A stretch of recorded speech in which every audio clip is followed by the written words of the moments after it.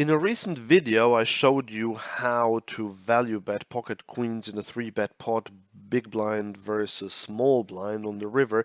Although there were two kings there against a recreational player, I went for 75 and he called.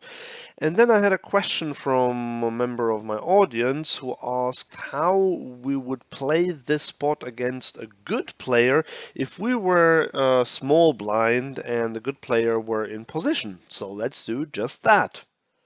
Okay, so this is the situation. It folds around to the button, a good player who raises. We 3-bet in the small blind, he calls. So far, so good. We have King 10-3, and I'm going to show you what the solver does here. And as you can see, we absolutely never check, well, absolutely 0.6% of the time. We check our queens here, which means we have to bet them over 99% of the time. So we will bet them small, although we have a plethora of possibilities here. We go small, about a fifth pot. He calls. On the turn, now we get the next king, and look what they're doing here in the solver. They check about 16-17% of the time, but basically they keep firing. And the reason for that is because it's a good player. Now, if you're up against a weak player, even if you're out of position, you might consider checking here.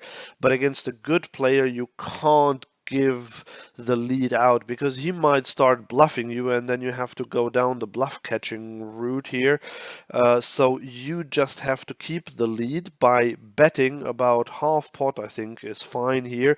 And with this you just keep the range and the nut advantage in your range, which means that he now has to bluff catch and he can't just go and raise you as a bluff here because you could easily have ace king, king queen, king jack, king 10, pocket tens, so or even pocket aces.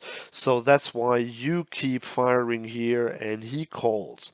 And now the river is very interesting. So we get this blank here and look what the solver does. If this were 100 big blinds deep, the solver would always triple barrel here and get it in and get called by a weaker pair, by a good player. Because we are 200 big blinds deep, we can't justify to go all in here. However, look, most of the time we still bet, we triple barrel this with another half pot, and same applies here for our villain. If he has a hand like ace 10, yes, he could of course turn it into a bluff here. However, he has to be aware that if we have ace king, king queen, queen, king jack, king 10, pocket aces and pocket queens, we would play it exactly the same way. So I made him call here. I didn't even give him a hand, so whatever he has. But yeah, this is the thing here. Against a good player, you just have to play the range until the end. And a good player will also know that you can triple barrel bluff here, which is why with such a good hand, you just go for 3 streets of value.